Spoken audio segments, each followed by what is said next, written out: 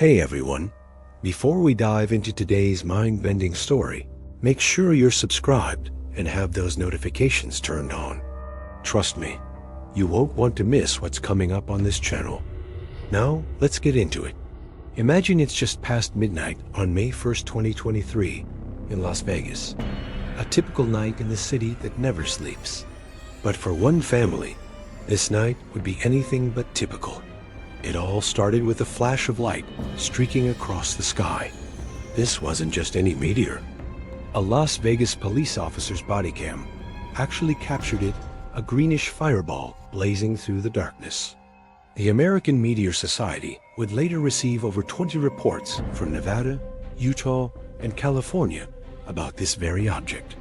But what happened after it landed is where this story takes a sharp turn into the truly bizarre.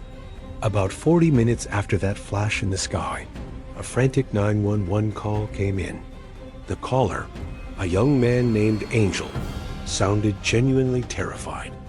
He told the dispatcher that something had crashed in his backyard, and that wasn't all. He claimed there were creatures in his yard, not human. He described them as being 8 to 10 feet tall, with big, shiny eyes and large mouths. He was certain they were aliens. He said he and his family were hiding, completely freaked out by what they were seeing.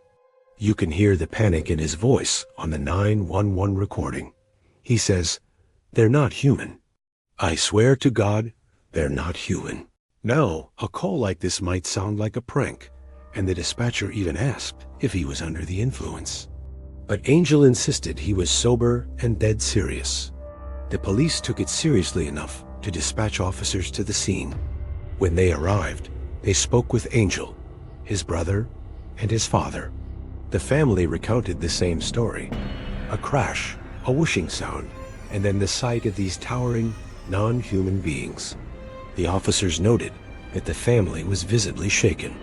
One officer even went to investigate the backyard. While he didn't see any creatures himself, he did find a distinct circular impression in the dirt, as if something heavy had landed there.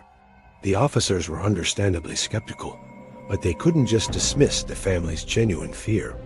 Another officer spoke to a neighbor who also reported seeing something fall from the sky around the same time. The police conducted a thorough search of the area, but found no aliens. They told the family that if the creatures returned, they should call immediately. For weeks after the incident, police cars patrolled the neighborhood, keeping an eye out for anything unusual. The story, however, was just getting started. The body cam footage from the responding officers was eventually released, along with the 911 call. This is where things blew up online. The internet became a storm of debate and speculation. Was this a genuine first contact scenario, or an elaborate hoax? People analyzed every second of the footage, every word of the 911 call. Skeptics immediately pointed out the lack of concrete evidence. No clear photos, no videos of the alleged aliens, just the family's testimony and a mysterious circle in the dirt. They suggested it could have been a misunderstanding. Perhaps the family saw an owl or another large animal in the low light, and their minds, primed by seeing the meteor, filled in the blanks. Others suggested it was a prank that got out of hand.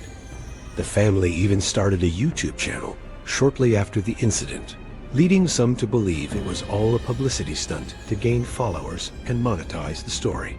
But the believers had their counter-arguments. They pointed to the consistency of the family's story and their very real, very palpable fear.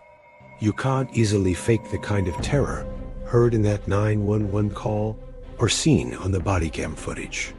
The officer who saw the fireball, the neighbor's corroboration of something falling, and the mysterious circle in the ground all added layers of credibility. Believers argue that the family was too scared and overwhelmed to think about grabbing their phones to record. In a moment of pure panic, your first instinct is survival, not documentation. Furthermore, the descriptions of the creatures were interesting. Tall, slender beings with large eyes are a classic archetype in UFO lore, but the family's specific details were compelling. They described them as having a strange, almost camouflaged appearance, making them hard to see clearly. This could explain why the officers didn't see anything when they arrived. Perhaps the creatures had already left, or were simply too well hidden. The family, particularly Angel, has stuck to their story. In subsequent interviews, they've described the emotional toll the event has taken on them. They claim they've experienced strange phenomena since that night, including unusual sounds and the feeling of being watched. They maintain that they are telling the truth, and they just want people to know what they saw. They faced a lot of ridicule and harassment online, which they say they wouldn't endure if they were simply lying for attention. Let's also consider the police response. While they officially closed the case as unfounded, their initial reaction was not dismissive. They spent considerable time on the scene, interviewed multiple people, and even conducted follow-up patrols. One of the officers on the body cam can be heard saying he has butterflies and admits he's a believer. This suggests that even the professionals on the scene felt that something was off, that this wasn't just a routine prank call. They were taking it seriously, at least in the moment. So where does that leave us? We have a credible report of a meteor. We have a terrified family making a frantic 911 call. We have police body cam footage capturing their fear. We have a mysterious indentation in the ground. And we have a complete absence of the aliens themselves. It's a classic UFO case for the modern age, unfolding in real time with digital evidence and online debate. It forces us to ask some big questions. What would you do in that situation? If you saw something truly inexplicable, would your first thought be to grab your phone? Or would you be paralyzed by fear? It's easy to be a skeptic from the comfort of our homes, but it's a different story when you're face to face with the unknown in your own backyard. This case is a perfect storm of strange sightings, eyewitness testimony, and official records. On one hand, you have a family that seems genuinely terrified by an encounter with what they believe were extraterrestrial beings. Their fear is raw and convincing. On the other hand, the lack of any physical proof, no bodies, no craft, not even a single undisputed photograph, makes it hard to fully accept their story. Could it be a case of mass hysteria? Or a shared delusion triggered by the meteor? Psychologists would say that under stress, our minds can play tricks on us. The family saw a spectacular event in the sky, and their brains might have created a narrative to explain it, pulling from a lifetime of science fiction movies and UFO stories.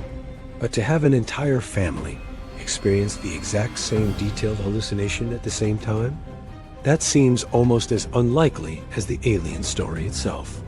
The Las Vegas backyard alien case remains one of the most compelling and frustrating modern UFO stories. It has all the ingredients of a classic encounter, but it's missing the one crucial piece of evidence that could change everything. It exists in that gray area between the known and the unknown, a space where belief and skepticism wage a constant battle. So, what do you think? Was this a genuine close encounter? Or was it a combination of a meteor, an overactive imagination, and a desire for internet fame? The evidence is out there for you to examine. The 911 call, the body cam footage, it's all available online. I encourage you to look it up, listen for yourself, and decide what you believe. This story isn't just about aliens. It's about perception, belief, and how we react when faced with something that shatters our understanding of the world. Let me know your theories down in the comments. I read every single one, and I'm genuinely curious to hear your take on this bizarre night in Las Vegas. And if you enjoyed this deep dive, do me a favor and hit that like button. It really helps the channel out. Thanks for watching, and I'll see you in the next video. Stay curious.